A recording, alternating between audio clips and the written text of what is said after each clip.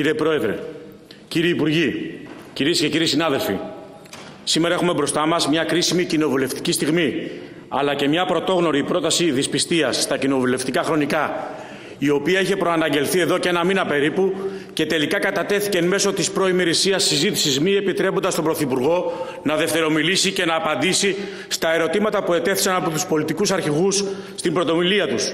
Ενώ αναδείχθηκε η ετερόκλητη συμμαχία των προθήμων, που χρειάστηκαν ένα μήνα για να κατορθώσουν να συνεννοηθούν μεταξύ τους. Το ΔΕ ΠΑΣΟΚ επιβεβαίωσε μετά την ανακοίνωση της προσχώρησης και του κυρίου Πέτρου Παπά ότι αποτελεί κόμμα σούπερ μάρκετ και βέβαια καμία αναστολή δεν είχε να συνεργαστεί με τις δυνάμεις της δραχμής.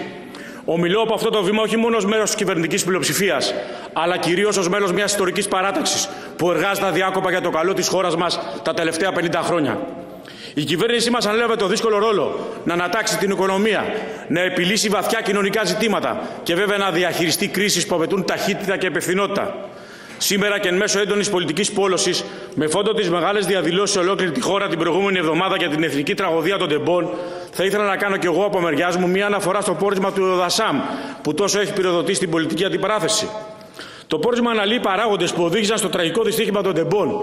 Καταγράφει τις χρόνιες παθογένειες του σιδηροδρομικού συστήματος της χώρας. Αναδεικνύει τα πρόσθετα προβλήματα που προέκυψαν από την οικονομική κρίση της προηγούμενης δεκαετίας. Καταδεικνύει την ανάγκη ενίσχυσης και βελτίωσης ποιότητας του ανθρώπινου κεφαλαίου. Παραθέτει τις ορθές πρωτοβουλίες που έχουν πραγματοποιηθεί, δρομολογηθεί και υλοποιούνται από την κυβέρνηση για την ενίσχυση της ασφάλειας των μεταφορών. Προχωρά σε συστάσεις για τη βελτίωση των δομών και της λειτουργίας τους. Η διασπορά προσβλητικών σεναρίων αντιπολίτευση επιδιώκει τον διχασμό. Να σημειωθεί εδώ ότι τον περασμένο μήνα το Εθνικό Μετσόβιο Πολυτεχνείο, με πόρισμα που συνέταξε ύστερα από εισαγγελική παραγγελία, έκρινε ότι όλες οι ηχητικές συνομιλίες τη βραδιά της σύγκρουσης βρίσκονταν εξ αρχής στα χέρια της δικαιοσύνης και ότι τα αρχεία ήταν γνήσια και πλήρη.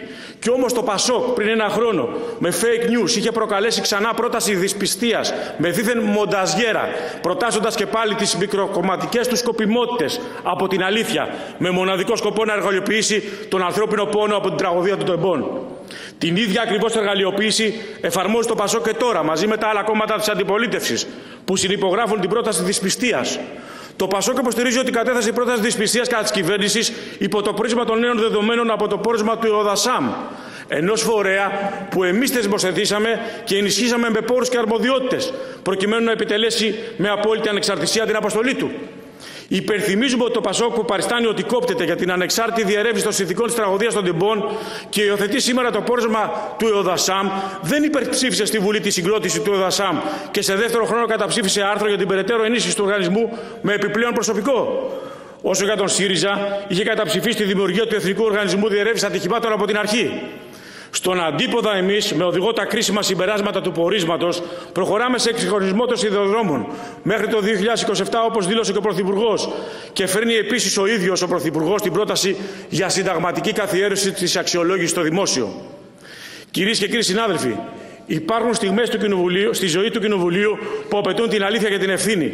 Ακόμα και σε εκείνες συγκυρίες της πολιτικής ζωής του τόπου, που αυτές οι έννοιες χάνονται μέσα στην πολιτική σύγχυση και το χάος. Η ισχυρή φωνή των συλλαλητηρίων εξακολουθεί να ακούγεται. Μπορούμε να συμφωνήσουμε ότι ζήτησαν αλήθεια, δικαιοσύνη και αποκατάσταση των θυμάτων, καθώς και ασφαλείς σιδηροδρόμους. Οι περισσότεροι διαδηλωτές όμως ζήτησαν η Ελλάδα να προχωρήσει μπροστά. Το πόρισμα, κυρίες και κύριοι, εντοπίζει λανθασμένους χειρισμούς από σταθμάρχη και μηχανοδηγό, θέτει τις χρόνιες ελλείψεις των σιδηροδρόμων και αναδεικνύει την κρατική κινητοποίηση με τα προβλήματα συντονισμού της. Δυστυχώς, εκείνη την τραγική νύχτα συνέβησαν ανθρώπινα λάθη, παράλληλα με διαχρονικές ελλείψεις του κράτους. Απορρίπτεται κατηγορηματικά όμως η ανυπόστατη θεωρία συγκάλυψης που προωθεί η αντιπολίτευση. Είμαστε από την πρώτη στιγμή συγκλονισμένοι με το χαμό νέων ανθρώπων και των συγγενών τους. Παρά τα προσβλητικά και απαράδεκτα σενάρια που διατυπώθηκαν από μερίδα της αντιπολίτευσης, σεβόμαστε τον πόνο των συγγενών και μόνο μας μέλημα η αποκάλυψη της αλήθειας και η απονομή δικαιοσύνης. Εργαστήκαμε σκληρά για την ολοκλήρωση 17-17, που έφτασε στο 80% υλοποίησή της από το 1% που την παραλάβαμε το 19, λόγω του κατεστραμμένου κομματιού που προκάλεσε η φυσική καταστροφή του Ντάνιελ. Μόνο η δικαιοσύνη μπορεί να ρίξει φως στην υπόθεση.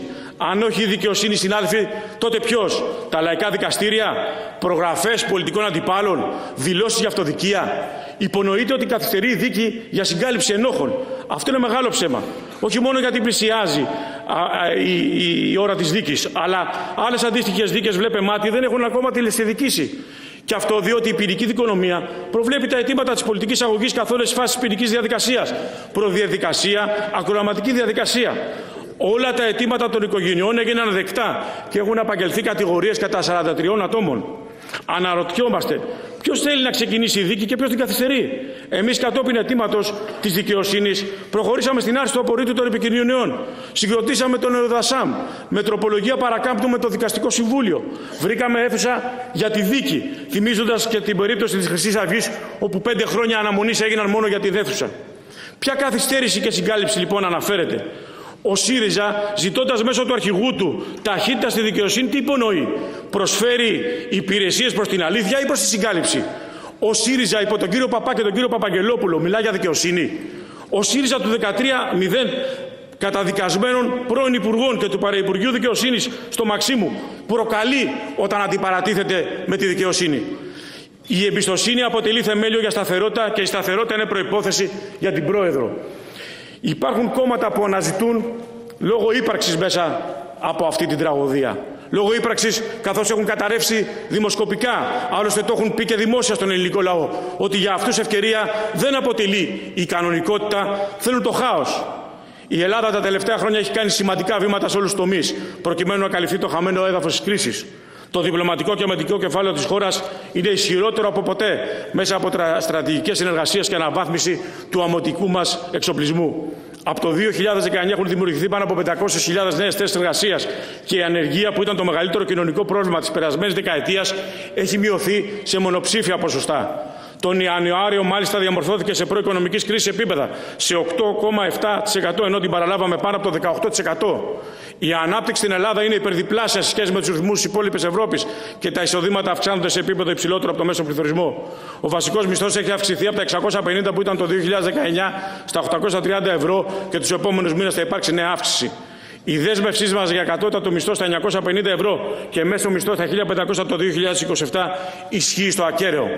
Στην υγεία, την οποία υπηρετώ εδώ και 30 χρόνια, υλοποιείται το μεγαλύτερο πρόγραμμα ανακαίνησης των νοσοκομείων και των κέντρων υγείας της χώρας από έναρξη λειτουργίας του ΕΣΥ με χρηματοδότηση από το Ταμείο Ανάκαμψης. Το προσωπικό του ΕΣΥ έχει αυξηθεί κατά 10% σε σχέση με το 2019, ενώ η κυβέρνηση έχει λάβει μέτρα για την αύξηση των αποδοχών των ιατρών και των εργαζομένων και την παροχή κινήτρων για τη στελέχωση των μονάδων υγείας σε απομακρυσμένες περιοχές της χώρας. Παράλληλα, εφαρμόζουμε πρωτοποριακά προγράμματα προληπτικής ιατρικής για τον καρκίνο του μαστού, του τραχύλου της μήτρας, του παχαίου εντέρου και των καρδιαγγειακών νοσημάτων, ενώ δημιουργήσαμε τις κινητές μονάδες υγείας, προκειμένου όλοι οι πολίτες σε χωριά και απομακρυσμένες περιοχές να έχουν ιατρική παρακολούθηση στον τόπο της κατοικίας τους.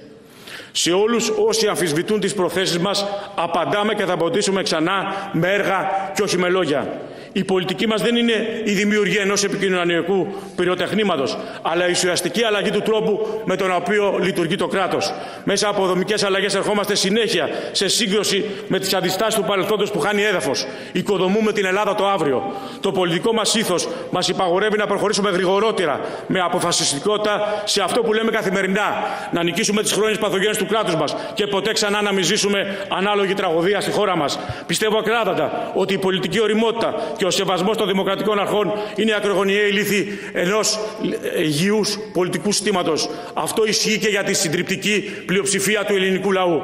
Κοιτάμε μπροστά, συνεχίζουμε να εργαζόμαστε σκληρά, παραμένουμε προσιλωμένοι στην πραγμάτωση του οράματος μας για μια ισχυρή, ασφαλή και περήφανη Ελλάδα. Οι πολίτες μας παρακολουθούν. Δεν θα τους διαψεύσουμε. Σας ευχαριστώ.